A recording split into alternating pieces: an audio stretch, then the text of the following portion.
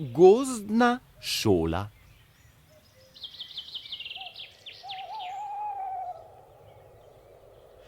V nekem gozdu, ki je ravno toliko stran, da se zdi daleč, če greš tja peš, živi sova. Prijazna je in skoraj vse ve. Na vsako vprašanje najde pameten odgovor. Kar pa ne pomeni, da so pametna tudi vsa vprašanja. Ja, kako potok teče, če nima nog? In kakšne barve je tišina? Kako pa rožice vedo, v katero smer morajo rasti? Seveda so tako spraševali sredi belega dne, ko je sova spala. O, kako si je želela miru in tišine.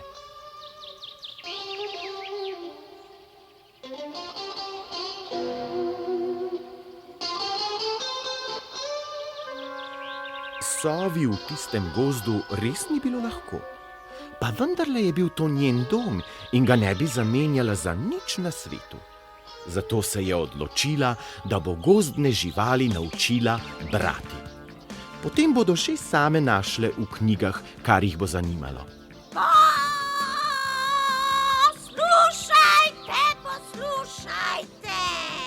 Odslej vas bo vsak večer pod Detlovo smreko gospa Sova učila branja, pisanja in čudnih reči. Pravzaprav bi morala Šoja namesto čudnih reči reči računanja. A Šoja ni imela ravno najboljšega spomina. Le tuliti je znala najbolje od vseh. In to je bilo pri njenem poklicu, torej pri raznašanju sporočil po gozdu, glavno. Tako so se zgodaj zvečer gozdne živali zbrale pod Detlovo smreko. Nekaterih ni bilo, ker so se že spravile spat. Tudi strička Detla ni bilo na spregled. Šola? Te neumnosti so za mladino. Grem pa že raje malo podremat v svoje gnezdo.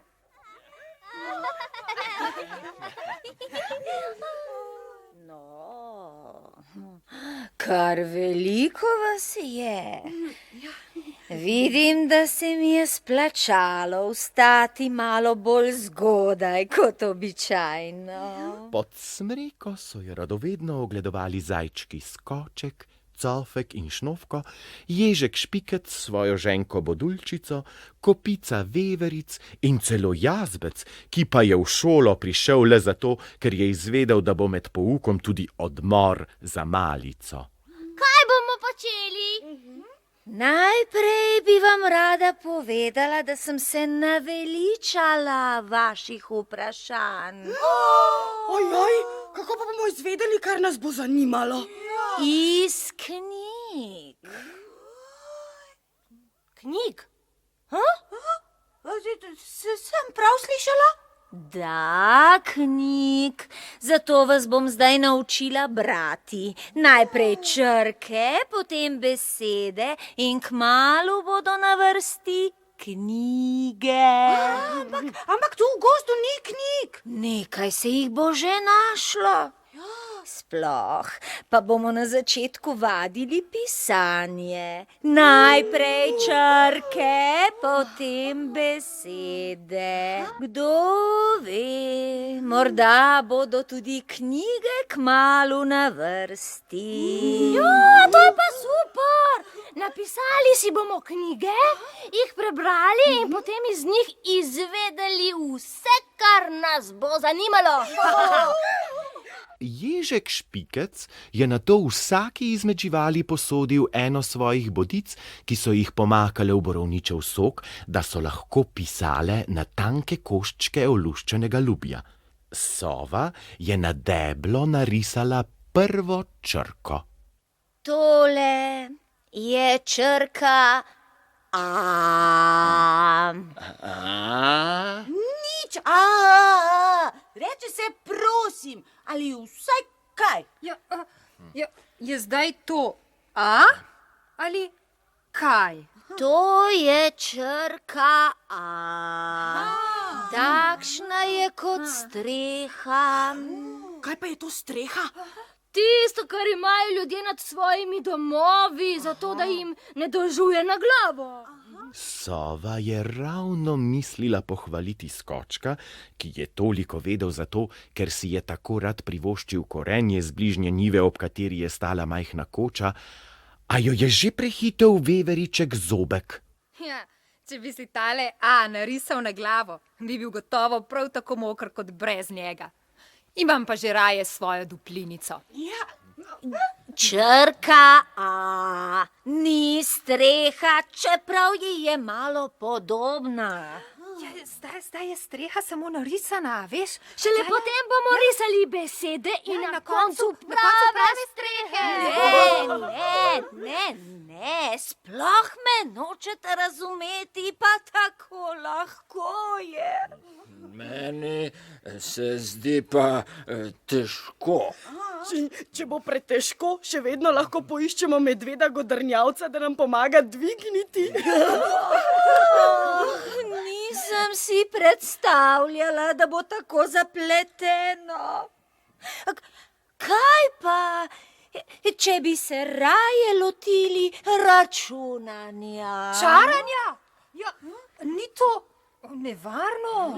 Ne, računanja, to je s številkami. 1, 2, 3, ja. 1 in 1 je 2. 2 in 2 je 3. Ne, Ja, pozabil sem. 4, Sova ja. je kmalu ugotovila, da znajo zajčki ne le šteti, ampak tudi seštevati in množiti. Vadili so kar s korenčki in zeljnimi glavami. Fino, potem pa napravimo kar prvo nalogo. Živalice so bile navdušene, le jazbec bi si še najbolj želel odmora za malico.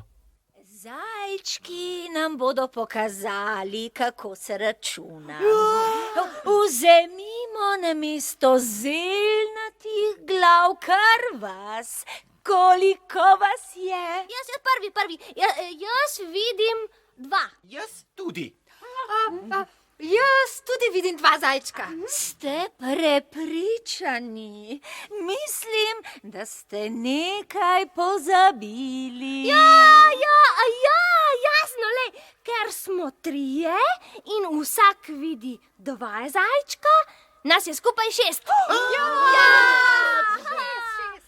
Medtem, ko so si zajčki navdušeno čestitali za rešitev naloge gospe Sove, je ta samo zmajevala z glavo. Ampak, če bi moralo biti tule 6 zajčkov, zakaj potem zdaj vidim samo 3?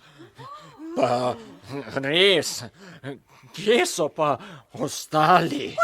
Izginili so. Ukradli so jih. Na to so vse živali začele tuliti vse vprek in klicati manjkajoče zajčke. Sova jih je zaman poskušala pomiriti. Na koncu je obupala in razglasila konec pouka.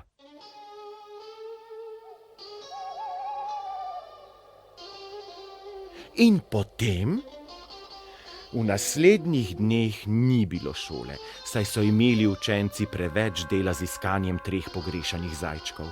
Sovi je bilo tako kar prav. So jo vsaj pustili v miru spati. Čeprav se ideja s šolo ni končala, kot je načrtovala, je bila vseeno zadovoljna. Še najbolj pa je bil srečen jazbec. Odslej si je lahko vsak dan privoščil toliko odmorov za malico, kolikor si jih je le želel.